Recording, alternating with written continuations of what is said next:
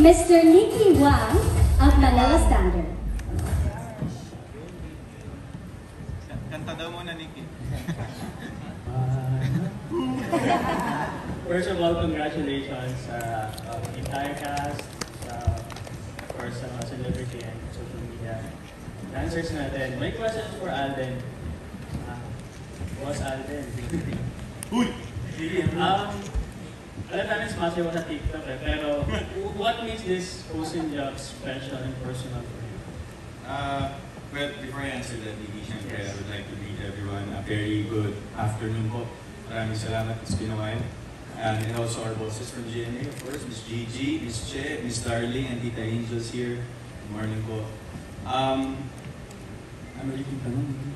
What makes it special? What makes it special? Okay, sorry. Dami kasing athlete eh. I think, first and foremost, this is an original concept of GMA. And I've never seen anything like this before on TV, locally. But when it was presented to all of us, parang the show really tells us and gives us something different in the world of dance. And nung ginawa na namin siya, nung nakapag-tape na kami ng few episodes, parang aside from the concept kasi na napakaganda. And I think, for the record, I think this is the best show that I've ever posted in GMA, in my history as well. So far. Ito yung show na excited akong pumunta kapag may taping. Ito yung show na excited akong makita yung mga kasama ko. Yeah, but I think the energy inside this show of everyone that's involved, from the creatives to the staff and crew, to the star duos, to the dance authority, to everyone, sobra kaming in one boat. And we bring out the best in each other. I think more, that's why the whole show itself, the dances, the showcase of everyone, napapatungan siya ng extra. And I feel that as a host. Parang that's how I work kasi. I need to feel everyone's energy. Because my task is to connect the dance authority to the star duos, to the audience, and the entire show to the viewers. And the energy that this show has helps me by a long shot. Sobrang ang dali ng trabaho. Saka uuwi kami, hindi kami pagod. Yung pinag-usapan nga namin palagi yan. Talaga po? Iba yung story ni Faith kasi lalo kahapon. Yeah, but anyway, kidding aside, I think this is, I think, the biggest dance collab show ever produced in Philippine television history. And I can't wait for all the viewers locally and sa abroad na mapanood nila to kasi we're very excited. Embargo pa pala to. Yes. Tumayo naman. Joke lang. Uy. Pero yeah, but we're very excited, we're very happy, and I think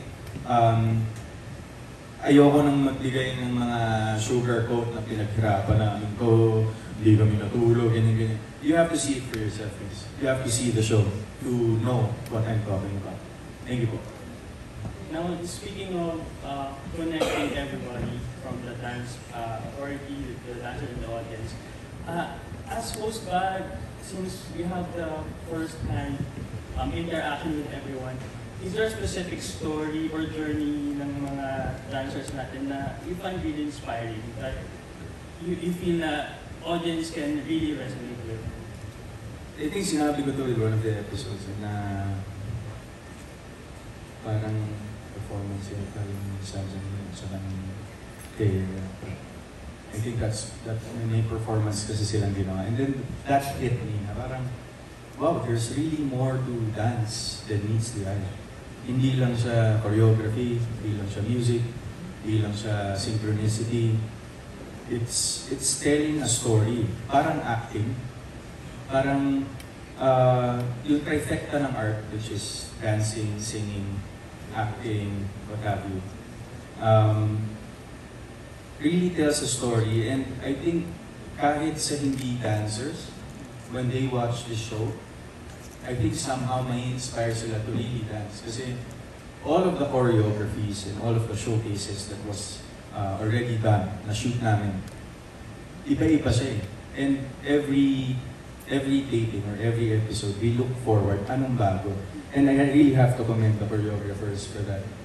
And they are the ones who's really on top of everything. Nakikita ko yung hirap nila. Imagine si Eljan, apat kaming sumasayaw, kinokoryo niya kami isa-isa with different dance moves. I mean, sorry na guys, si Eljan pa lang yung nakasayaw. At saka si Coach MJ pa lang. Coach, wag ka na magalit. Yeah, but I can't really say that I'm really a dancer. I just can dance. But with this show, yan. Sasayaw pa tayo mamaya. Yeah, but with this show, parang pwede namin tawarin talaga lahat yung mga sarili namin, mahuhusay naman na namin because of the experience. Yeah. But anyway, congratulations to everyone and good luck with the show. Thanks, Nicky Wang. Thank you, Mr. Nicky Wang. Let us call on next Miss Rose Garcia. Let's go to the Rose sample.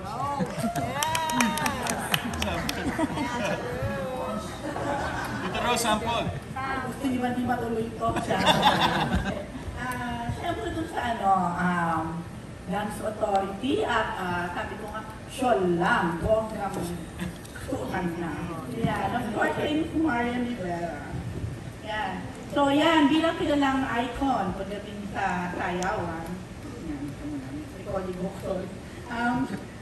Gaano ka-exciting para sa iyo ang role mo ngayon sa Dance Authority and ano yung mga qualities na hinahanap mo para sa isang magiging stand-out performer? Sa totoo lang, ang hirap. Kasi nung present sa akin ito ng GMA, sabi nila may dance show, Marian, ganito yung gagawin. First time ko kasi mag-judge. Parang may mga in-offer sa akin as a judge, pero parang feeling ko hindi ako karapat-dapat mag-judge. Pero bilang dance ito at hindi ko magsayaw, at hindi na maligid sa kaalaman nila na love ko ang dancing talaga, nag-yes ako dito. Akala ko hanggang dun lang na okay, sasayaw, tinigan ko kung sino yung okay, pero hindi pala. Ako pala yung mas natuto habang nanonood ako sa kanila. So ganun ka-deep yung Stars on the Floor, ang dami kong natutunan, ang dami kong nakilala. At sabi ko nga siguro ang ganda ng ginawa ng GMA kasi ang gusto nilang i-showcase dito ay hindi lang kami as a judge, hindi lang Alden as a host, kundi yung galing nila sa pagsasayaw. At palagi kong wini-wish talaga na each and everyone, gusto kong mag-shine sila.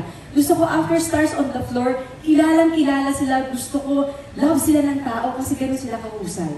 Hinahanap ko, isa lang palagi kong sinasabi, gusto ko enjoy sila habang ginagawa nila doon. Talaga, enjoyment lang? Enjoyment. Isa lang yun sa mga, pero syempre andyan naman for the technical, for kung ano man. Pero yun yung gusto ko eh, habang sumasayaw sila, ini-enjoy nila yung bawat indak nila. Kasi laban nila to sa tagumpay. So gusto ko ini-enjoy nila, matalo, manalo, para sa amin as a judge, pag nag-uusap kami, walang tulak kabigin sa mga ito. Kaya sana mapanood mo. So yan, bilang isang nanay, artista, dancer, paano mo nakikita yung dancing or yung pagsasayaw bilang pagpapahayag ng sarili? Ay, ang daming aspeto.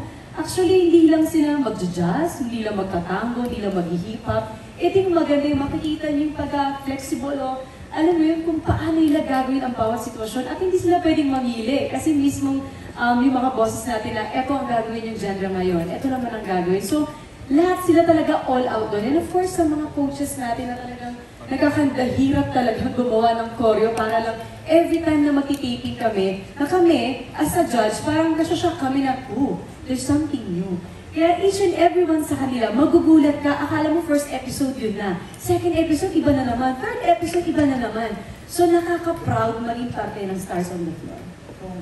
So, ikaw sa sarili mo, siyempre sa sarili mong karanasan, experience, kasi bukod sa pagiging magaling na actress, nakilala ka talaga namin sa pagiging mahusay na dancer.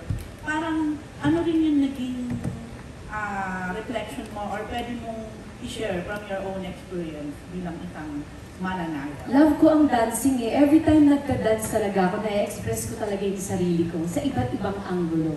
So, ang tagal ko nang hindi masyadong sumasayaw, arty-arty lang sa TikTok, pero di ba ang konti lang nun. Pero dito sa Stars on the Floor, nabigyan kami ng chance na sumayaw ulit.